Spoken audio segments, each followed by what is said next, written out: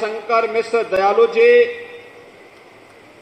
मान्य विधायकगण डॉक्टर नीलकंठ तिवारी जी, सौरभ श्रीवास्तव जी, अवधेश सिंह जी, महापौर श्री अशोक तिवारी जी, जिला पंचायत अध्यक्ष श्रीमती पूनम मौर्य जी, विधान परिषद सदस्य और जिलाध्यक्ष श्री अंशराज विश्वकर्मा जी, महानगर अध्यक्ष श्री विद्याशंकर राय जी, माननीय विधायक श्री सुनील पटेल जी, माननीय विधायक श्री टी राम जी, पूर्व विधायक श्रीमती ज्योतिष्णा श्रीवास्तव जी, पूर्व विधान परिषद सदस्य श्री केदारनाथ सिंह जी, चेतनारायण सिंह जी, आज के इस कार्यक्रम में उपस्थित भारतीय जनता पार्टी के सभी पदाधिकारीगण और भारी संख्या में उपस्थित वाराणसी के मेरे सभी उपस्थित भाइयों और बहनों,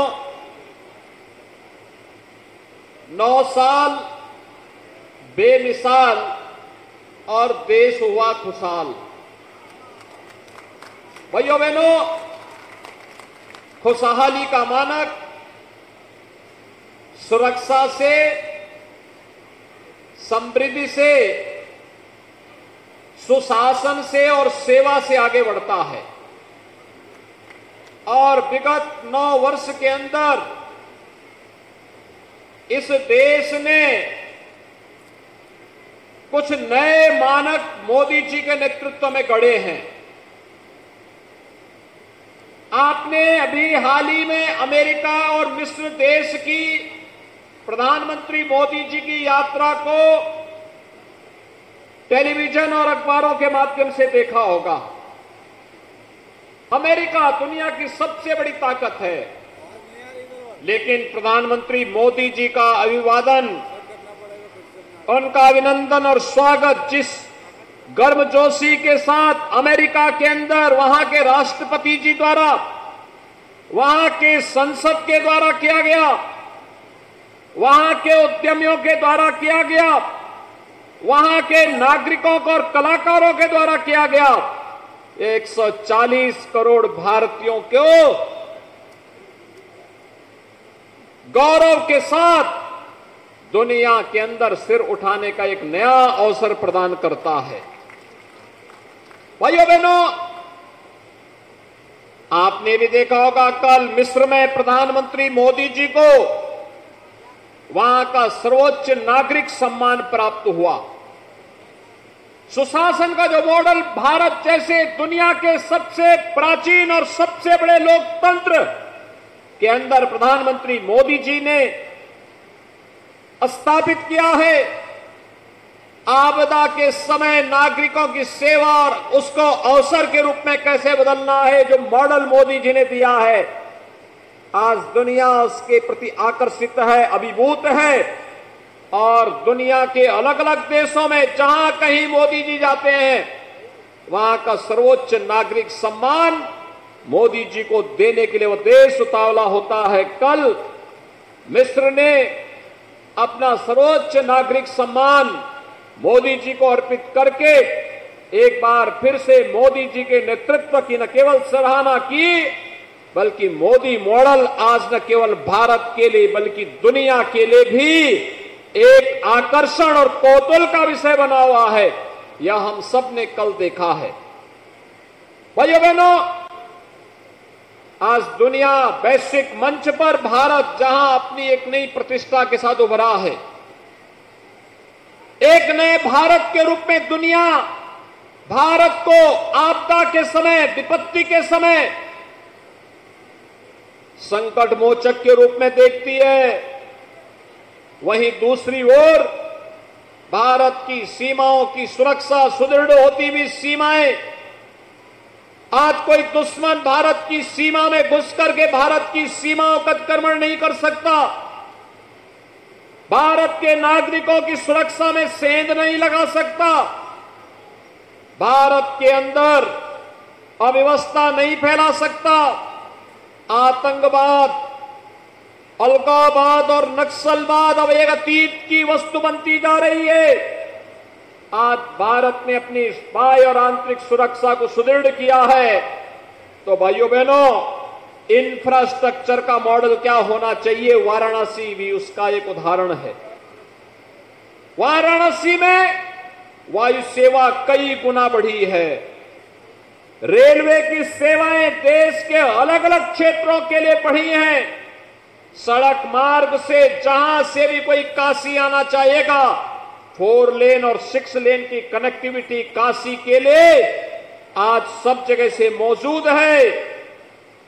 और काशी के अंदर भी ट्रैफिक की व्यवस्था, पहले काशी में लोग आने से इसलिए डरते थे कि घंटों जाम में फंसना पड़ेगा। जाम की समस्या का समाधान का रास्ता लगभग समाधान हो चुका है।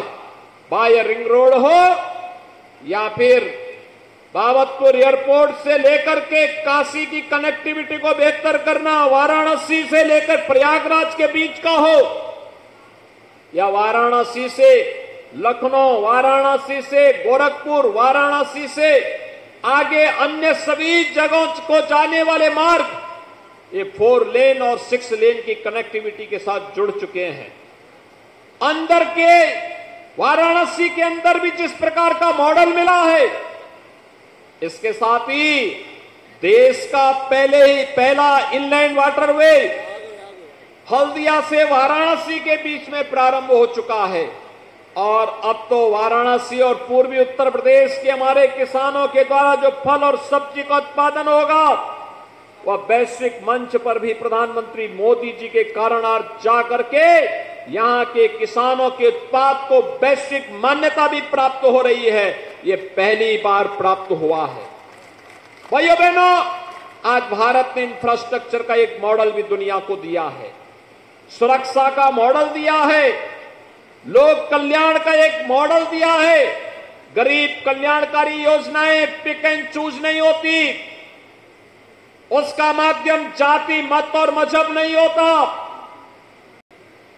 मोदी जी ने ये नहीं कहा कि इस योजना पर इस जाति का अधिकार होगा। मोदी जी ने ये नहीं कहा कि योजना फलाने समुदाय के लिए होगी। मोदी जी ने कभी नहीं कहा कि ये योजना मैं फलाने राज्य के लिए दे रहा हूं। उन्होंने तो एक ही बात कही, 2014 में प्रधानमंत्री बनने के बाद एक ही नारा दिया, और वह नारा था सबका साथ और सबके विकास का। सबके साथ, सबका साथ, सबका विकास का ये नारा कोविड कालखंड में हम सब ने देखा है। भाइयों बहनों, 80 करोड़ लोगों को देश के अंदर फ्री में राशन की सुविधा का लाभ प्राप्त होना, भारत की 140 करोड़ लोगों को 220 करोड़ वैक्सीन की फ्री डोजेज उपलब्ध हो जाना, और फ्री में उपचार की सुविधा उपलब्ध होना, फ्री में टेस्ट की सुविधा उपलब्ध हो जाना, 3.5 करोड़ गरीबों को सिर ढकने के लिए आवास की सुविधा उपलब्ध हो जाना, 5 लाख रुपए की आयुष्मान भारत की हर गरीब को स्वास्थ्य की सुविधा उपलब्ध होना, या फिर 12 करोड़ किसानों को प्रधानमंत्री किसान सम्मान निधि का लाभ प्राप्त होना, ये सभी वे कार्यक्रम हैं जो गरीब कल्याणकारी योजनाओं के माध्यम से दुनिया के अंदर एक नए मानक गढ़ते हुए दिखाई दे रहे हैं। भाइयों बहनों, एक और ये कार्य, और दूसरी तरफ मैं यहां पर देख रहा था काशी में जो नया कैंसर संस्थान बना है।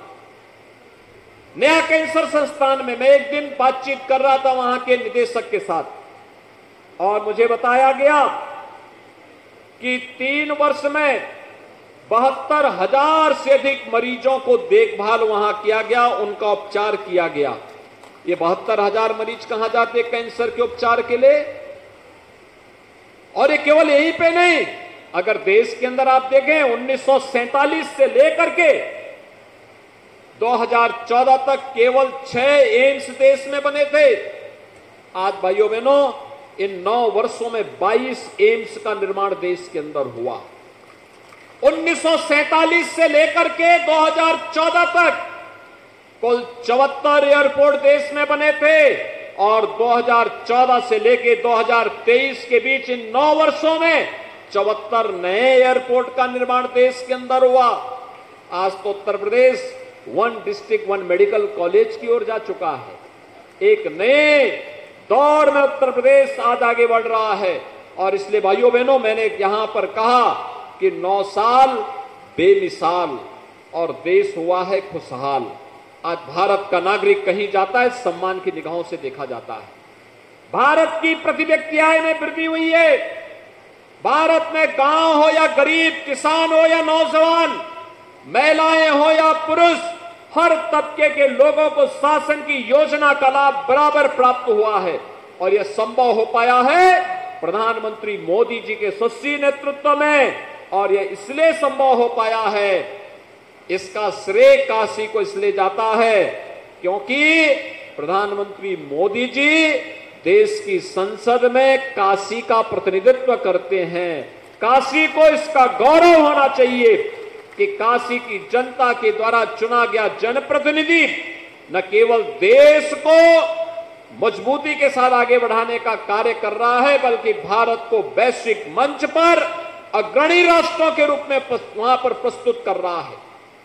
देश की आजादी के अमृत महोत्सव, भाइयों बहनों, दोनों देश एक साथ अपनी आजादी का अमृत महोत्सव मनाए। एक तरफ पाकिस्तान था, एक तरफ हिंदुस्तान था।